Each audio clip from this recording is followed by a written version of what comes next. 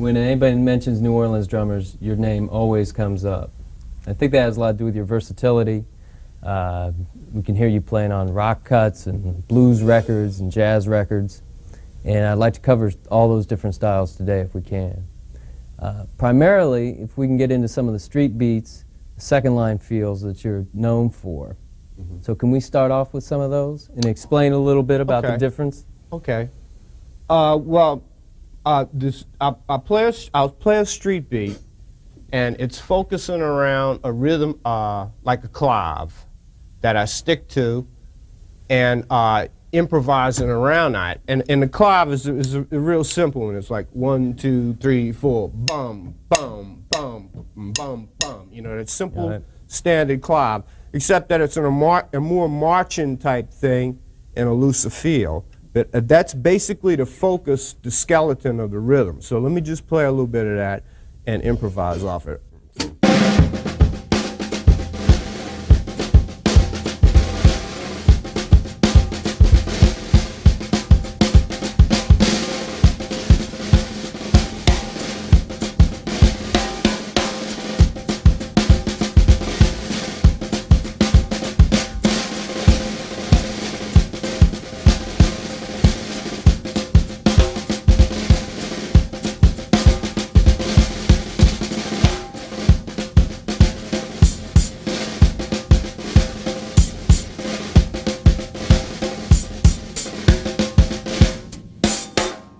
That's just like keeping the same idea rhythmically and improvising around it.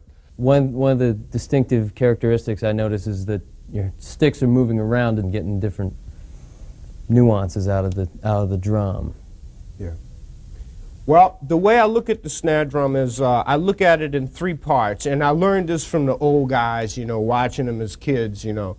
Watching them play, and they basically use the snare drum in 3 parts. The center for, like, you know, an exact attack, and then getting out of the middle a little bit, about halfway, you kind of get more of a sustained sound, and then towards the edge you get a ring. So if you would take a simple rhythm, say like this rhythm.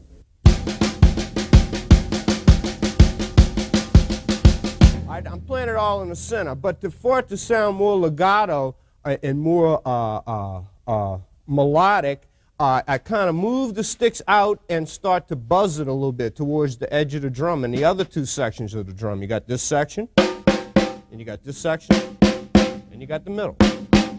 So, all right, let me play that beat with a few drags. And when I say the word drag, I mean actually buzzing the stick, literally dragging it. Now, when I play this rhythm, you'll see that my hands are going in and out, and that's so it becomes more smoother, because if I played it all in the center, it would all sound very da-ka-da-da-ka-da-ka-da-ka-da-da-ka-da-da, you know. I want it to sound more like vaga-da-zoos, zabble-zabble-da-zoos, you know. So here's the pattern, with a little bit more using the different sections of the drum.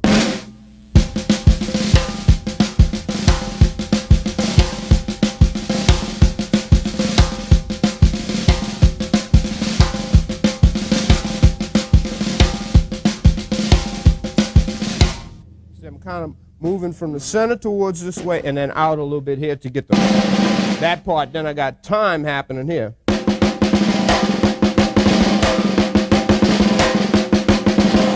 You know, so I'm kind of using the drum to get around rather than hitting it all in the same place at the same time. So the rhythm has a little bit more of a curve to it, you know, rather than just coming straight at you like that. John, let's talk about your playing with Professor Longhair. You played on his record, Crawfish Fiesta, which is a great record. You sound wonderful on that. Thanks. So can we go over a couple grooves on that? Yeah. Let's go over Her Mind Is Gone. What's the basic beat on that? Okay, the basic beat is like one of those kind of old rock and roll beats. You know, you remember this kind of beat.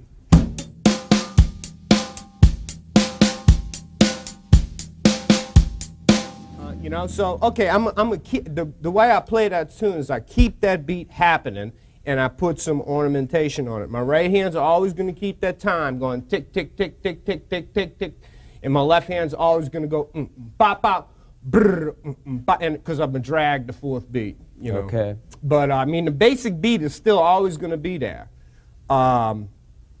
little syncopation on the bass drum, not much, but I'll play the beat for you and maybe break it up, and we can see how it might fall if it were to sound, you know, if I use different parts. Anyway, here's the beat, say.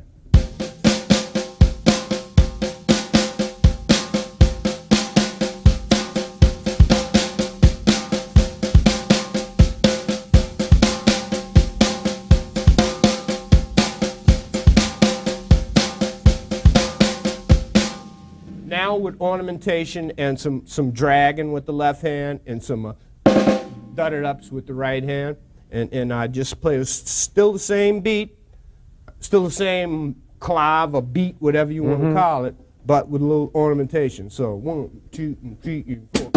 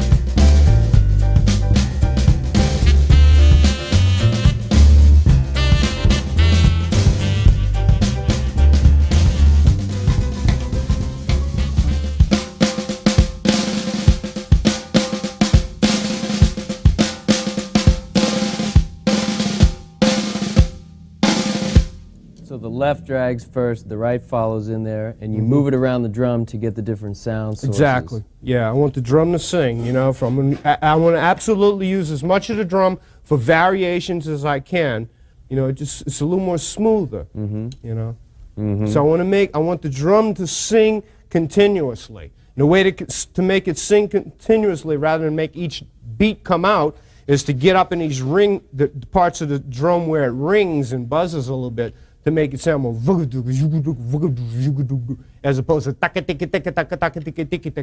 you know, you remember like in old swing music, you know, the guys used to play time with a roll.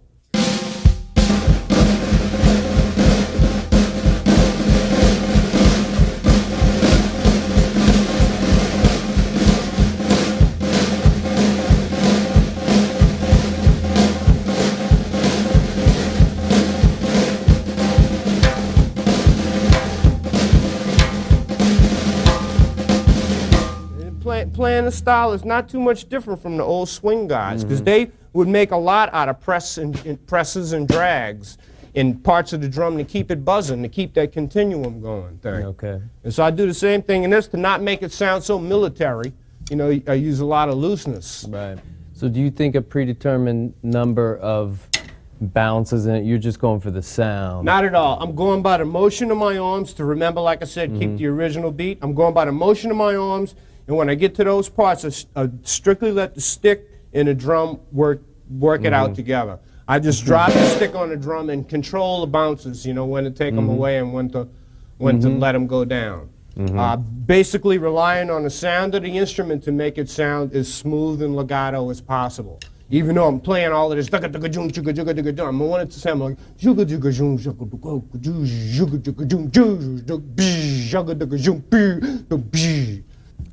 Let's go over another Professor Longhair groove.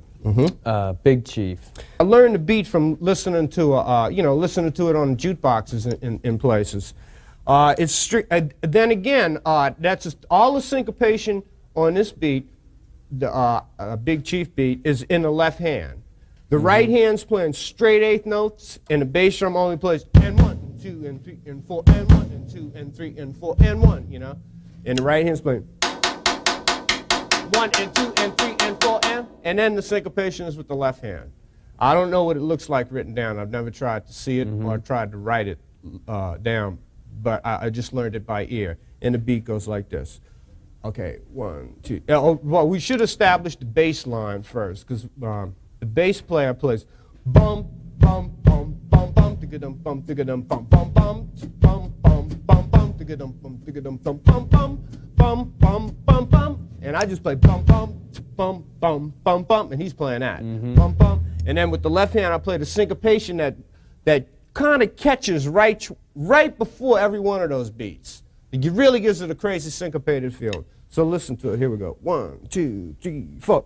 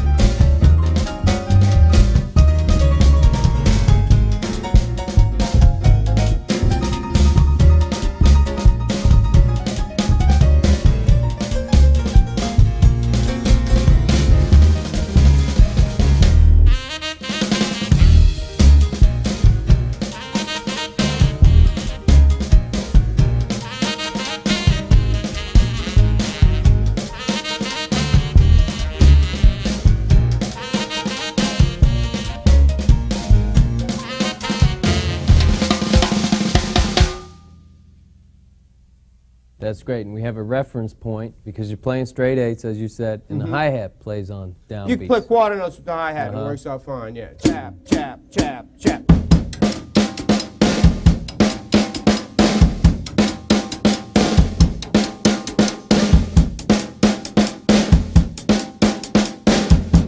It sounds to me like the left hand is actually chasing the clav.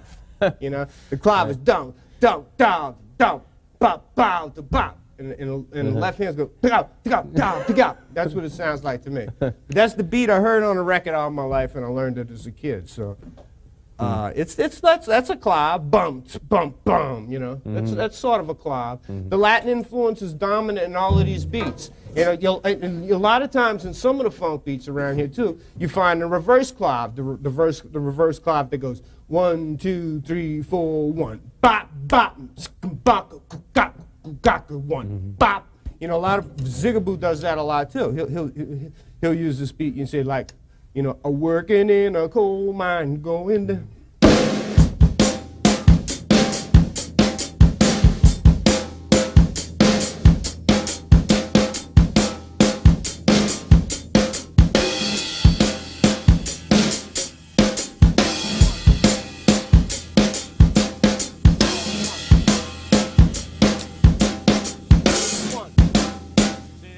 Then again, you know, we still emphasize that fourth beat again. Right. You know, that's always going to be characteristic, pretty much always. That emphasis on 4.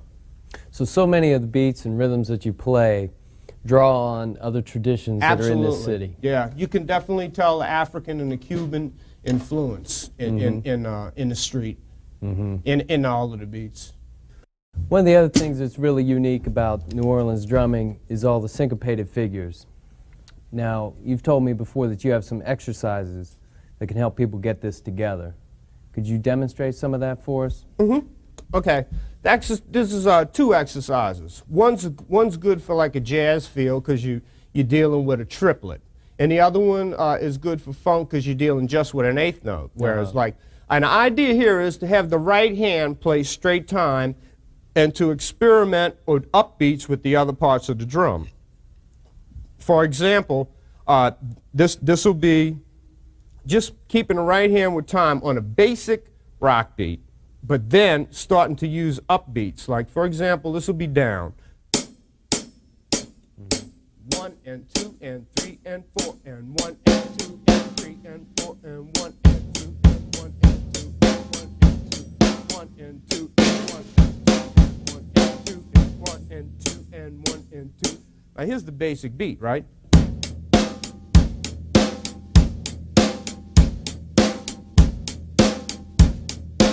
Okay, and now make use of some of those upbeats by the exercise I was showing you. You're adding upbeats to places where they normally wouldn't be. Now I want to jazz that up a little bit. So I'll say something like this.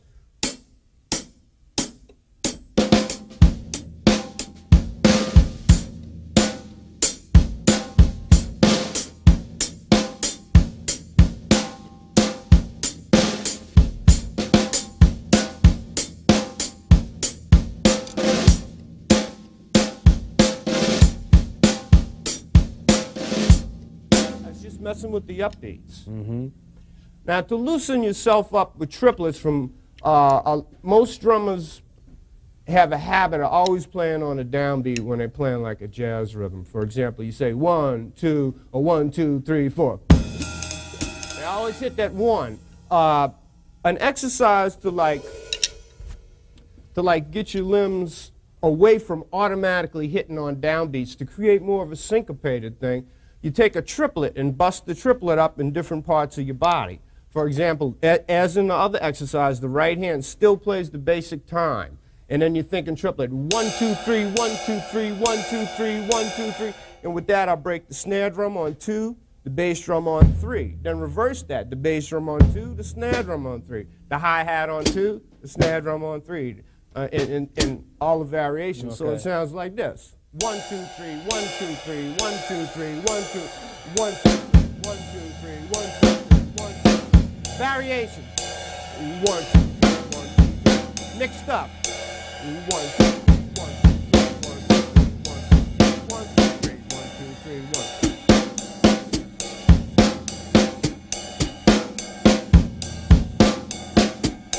Now that exercise there, none of this bass drum, the snare drum, and the hi-hat don't hit on 1. So if you do it over and over, and then when you start to play jazzier things, you're finding yourself using more upbeat thus creating syncopation. And syncopation in funk as well as jazz is what really intrigues the listener. You know, like, because, you know, we normally feel things on strong, weak, strong, weak, strong, weak. So when you start playing things,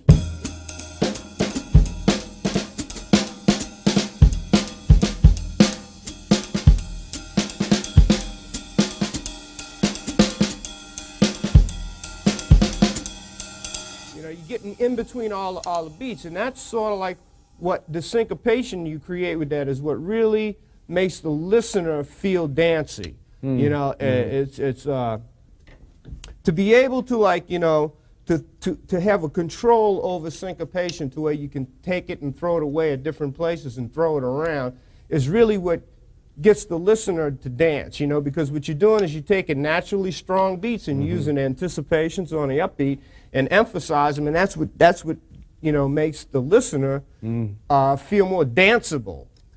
It's sort of like, you know, when you say if you're in a boat with somebody and the person's sitting up front and you're going down the water like that and you got the rhythm of it, you know, you have the rhythm going boom chicka doom chicka doom. But if I'm in the back of the boat and you're in the front of the boat and your back's to me and I take my hands on the side of the boat and I go like that, you're in the front and you really think you're going to fall over. But I know in our reality that I have control of the boat. So the feeling that you feel up front, not seeing me from behind, shift the rhythm of the boat like that creates syncopation. And you get real excited in the front, overly excited, because I mess with the rhythm. You know, so if you're playing funk, it'll be the same thing.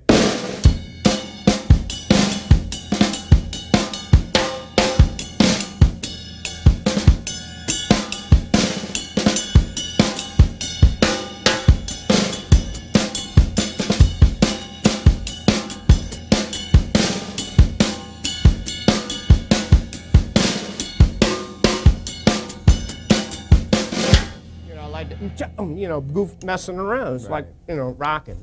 It's so for me, practicing, the emphasis on playing around with the beats that are weak beats, like, you know, the and the 4, 2 and 4.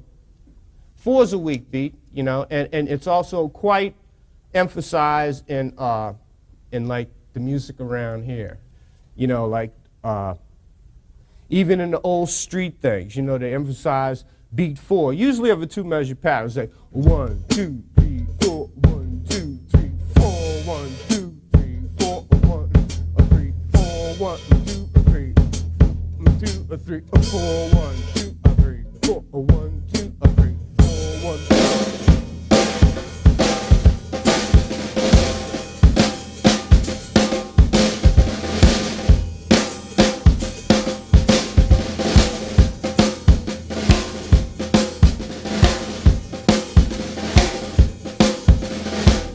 It's very characteristic of all the music from around here is emphasis on 4, because it's the weakest beat that comes right before the very strongest beat. And so when you emphasize that, the listener, you know, he's getting ready for that 1 to come, but you put a big emphasis on a beat right before. And physically speaking, that puts he can feel that in his body because you're shifting the molecules around. From the regular boom, chick, boom, you're shifting them around, creating a danceable type feeling. When you're doing those syncopated exercises, your right hand is usually playing a straight pattern, so everything else can be offset against that. Exactly. So that's an important part of it. Exactly. Yeah, the right hand you have to remember priority number 1 in the drums is to keep the time happening. So display that time accurately, you know, with your right hand, like a metronome, you know, and then all the syncopation comes from the other 3 limbs of your body. And the 2 New Orleans Cakewalk, which is a Red Tyler composition, can you describe that feel? Yeah, of course, you know, we all know that it's somewhere between a straight rhythm and a shuffle rhythm. It's an open shuffle, and I find for me the way to get it to that feeling I want to get it to, that in between is to focus a little bit on the upbeats again. You know, just constantly focusing on upbeats. And I think what happens is if you focus a little bit on the upbeat, it happens that when you put the emphasis on it, it's so close to the downbeat that it lags into the downbeat, creating that sort of, instead of dot dot dot dot dot dot dot dot dot dot dot dot dot, it's more like da da da da da da da da da da da da da da da da da. You know, so let me try to play. This is what it would be like straight. 1 and 2 and 3 and 4.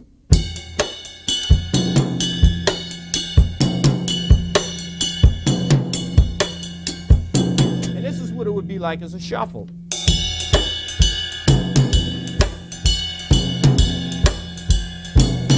Now I got to get somewhere in between that. So let me just mess around here for a second and see if I can get it. Okay. Chap, chap, chap.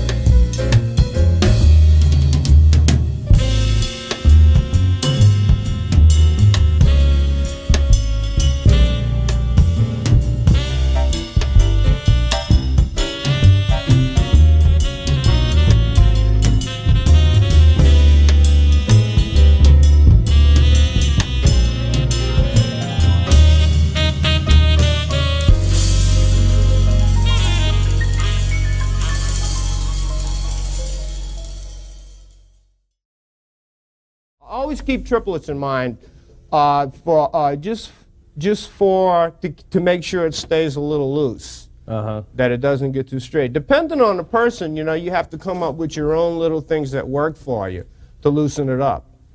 What type of fills? You mentioned triplets. That could go either way, to a straight sort of 16-note fill or a triplet fill. Exactly. That's why it's so open. So for me, even though I'm thinking, I mean, literally, you would probably write it as a straight eighth. But the whole time I'm playing, I'm always feeling a triplet or hearing a triplet somewhere to keep me on course from not straying too far to the straight side of the eighth note. To keep, you know, even, you know, sometimes like in my pattern, I'm like,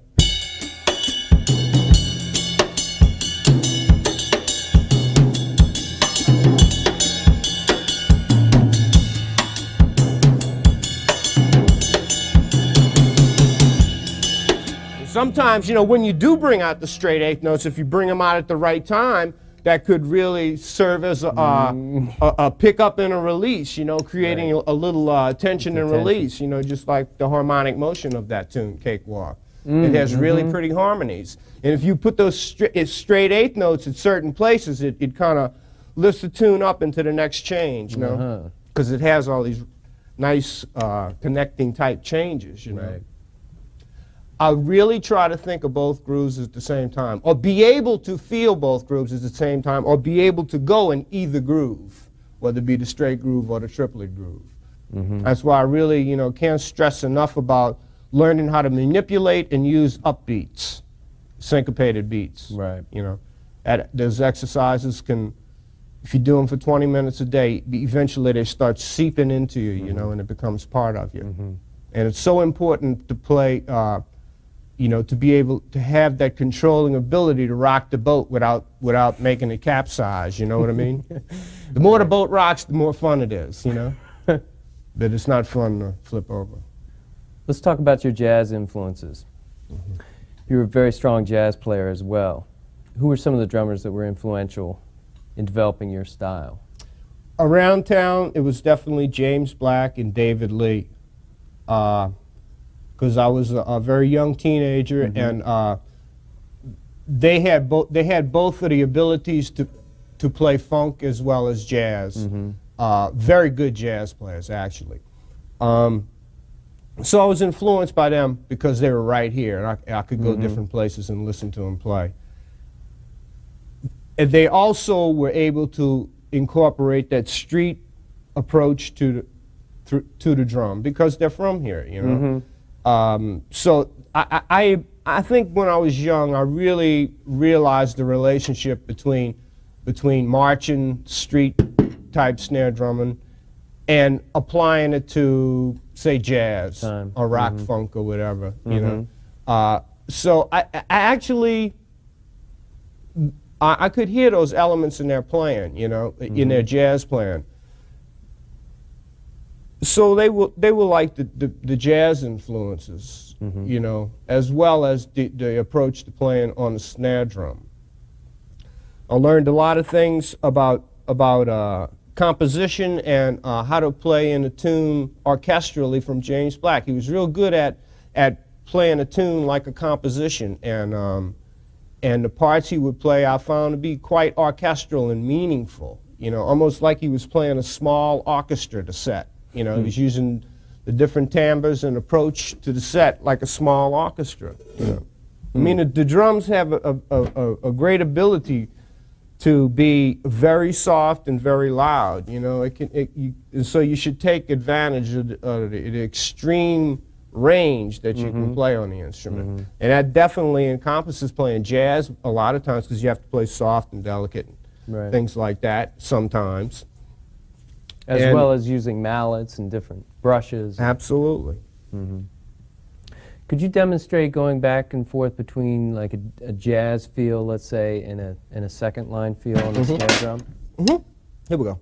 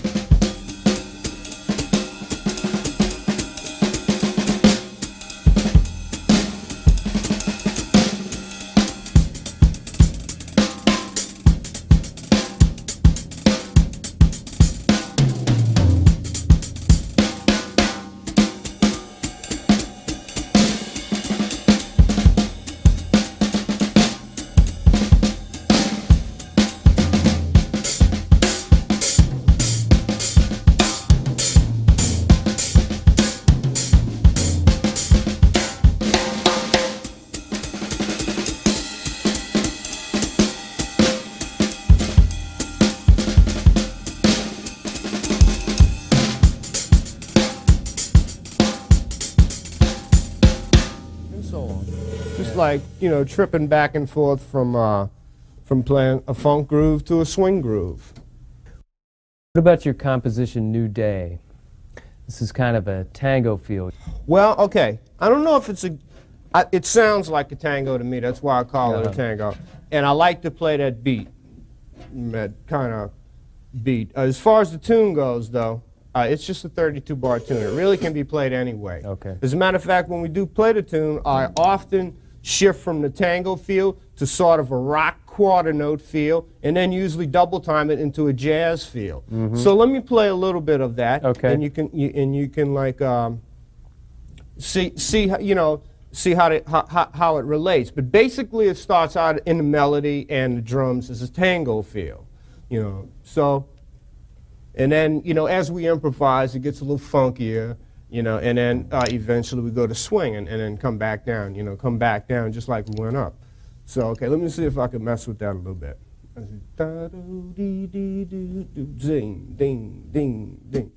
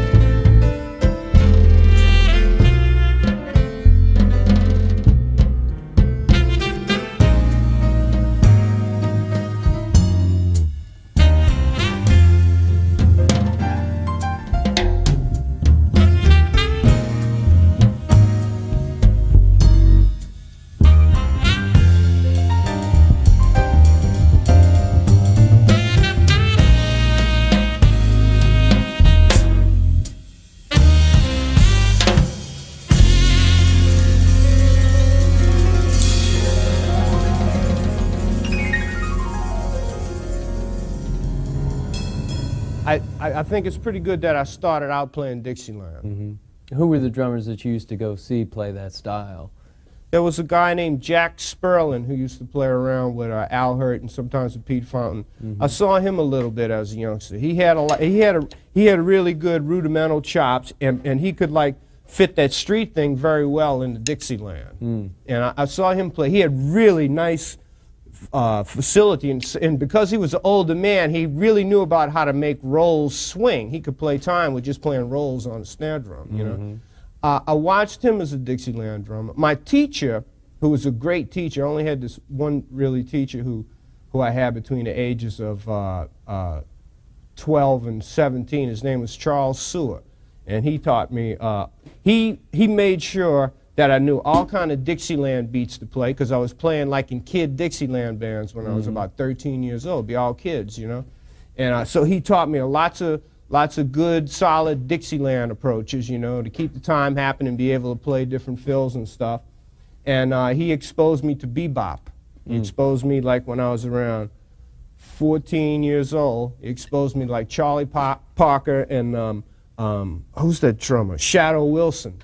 Wilson. So I started to like hear things like Bird and Dizzy and stuff like that, and good drummers like Shadow Wilson and Max Roach. And I really didn't know what I was listening to. It was way over my head. But he said, learn how to play this, you know. So I did. Anything he would tell me to learn, I would learn. So as a youngster, you know, I had a really good wide exposure to not just what was on the radio, but because all of the people that I met in the, you know, playing Dixieland, I got to meet a lot of older guys, and they exposed me to a lot of stuff and things to work on and refine. So you took those with all your playing experiences that you were having? Absolutely. And you didn't turn down any gigs? Never turned down a gig. Because they were a certain style? No. You didn't say, I'm going to be a jazz player, I'm going to be an R&B player? No. I couldn't do that. I just wouldn't do that, you know. I just tried to play everything that was thrown at me. And I really honestly feel, you know what I mean, unless you got a lot of money, Jack, you got to be ready. You got to be ready when the phone rings to play the gig, you know, unless somebody's supporting you, you know. So, but I learned, I just believe that music is music. It's the way you play it. You know, it's your attitude when you're playing it. When I'm playing, man, I draw from everything that I've learned. Dixieland stuff, funny stuff. I'm always applying, you know, these street claves to everything that I play, you know, because it's so innate inside of me, you know. And when it comes to playing bebop, you know, I strongly relate to my Dixieland roots on that. That's great, but I also hear drummers like Paul Motion, and you're playing John Christensen and different players. Well, Paul Motion is absolutely my favorite drummer when it comes to listening to drummers. I love to listen to Paul Motion. There's something about his time that he's so unaffected by excitement and things. He's just so focused into like time, and when he plays, man, it's little phrases and just really contour melody type things he does, melodic things on the drums. You know, he's never really. I remember when I first was listening to Paul Motion was those Village Vanguard sessions with Bill Evans and Scott LaFaro. And for the first 9 months, I obtained this rest. Oh, Bill Evans, oh great, oh, who's this? I listened to it, no, listen. So I love this music going. The bass player's not walking. He's like playing free counterpoint.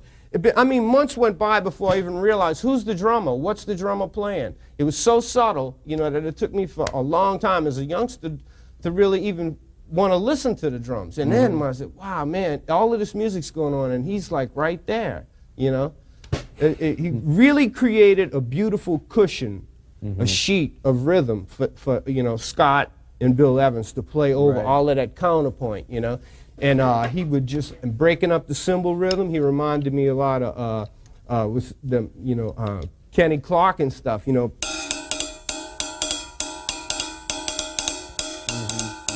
You know, varying the cymbal rhythm, and I really like Paul Motion. Yeah. I've learned a lot from him, you know. And of course I had to stay tuned, you know, with guys like Tony Williams, man. You just got to, you know. I mean, it's so happening, he's so happening, you know, you got to be aware of it. When I learn a pattern, or when I try to take a pattern that I like and try to adapt it to music, I'll sit down and play a couple of beats and see how I can fit that pattern into the tune. And the way I would do it is to take a simple tune and practice a very simple rhythm and then try to go into another sort of second line street beat type of feel. All right, let's take You Are My Sunshine, and I'll play it very straight for the first time through, and then the second time through I'll play a little street type of beat, and the third time through I'll try to play a reggae type of beat. So this way, also this exercise that I do for myself, a drummer, you know, if he's thinking too much about the pattern that he's playing, it takes away from the smoothness and the dance of it.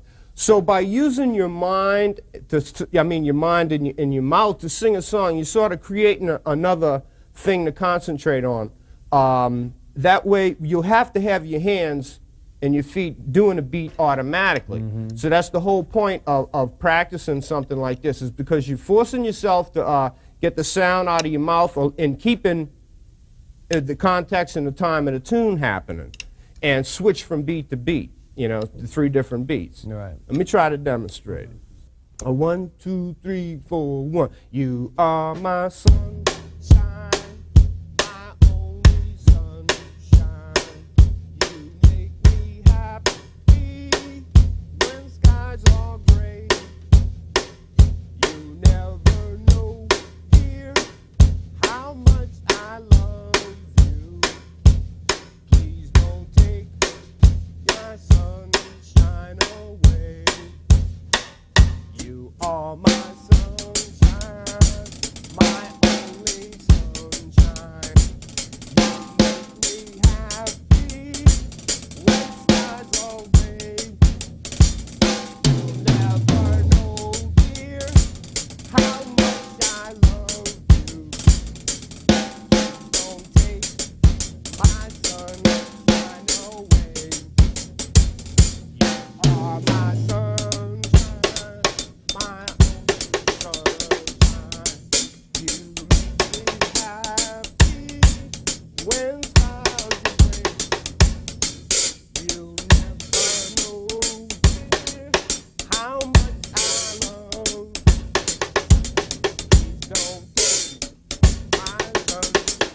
away. Okay, so it's like 3 times for the tune. That's 3 great. different beats. What about the tune Bongo Joe? That shifts between 2 interesting grooves. Well, it's a crazy song.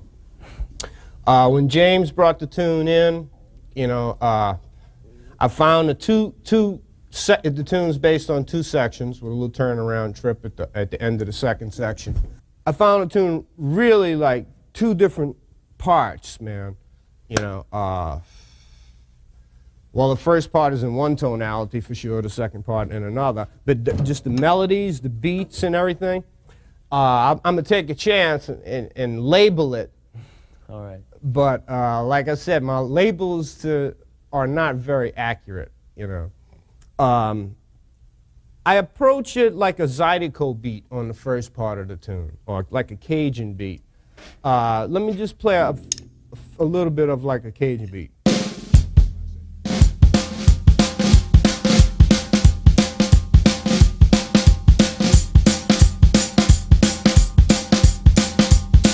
Or even simpler, it would be.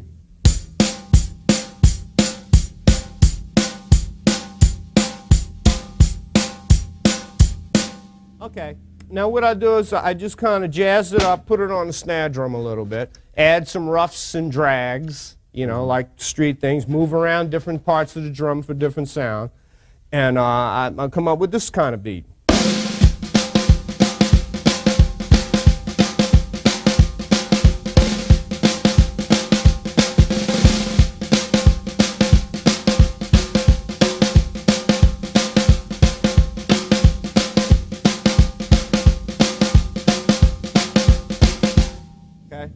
That's because Cajun people usually dance about that tempo, and they usually stick around that sort of beat. Now the second part of the tune, I stay away from the downbeat and try to make a sort of a reggae groove out of it, which is like a 1, 2, 3, 4.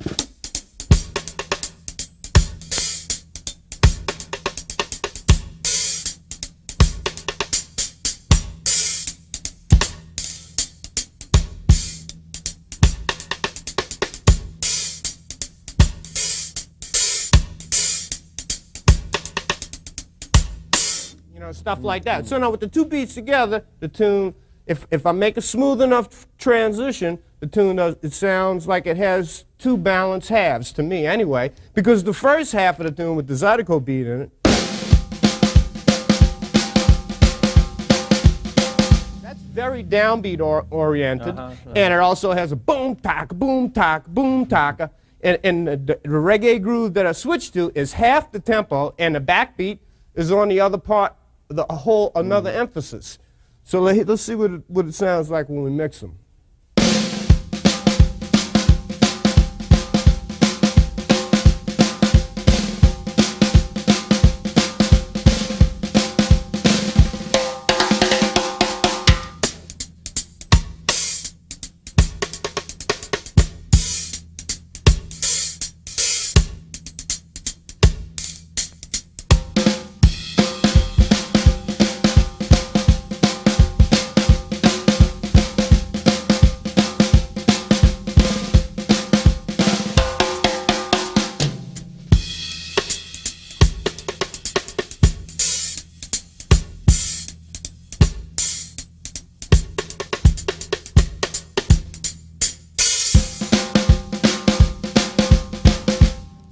Try to mix the two beats together. Yeah, they do complement one another. Yeah, I just experimented a few times at rehearsals and on a gig, to rely on those two beats to get me through the tune.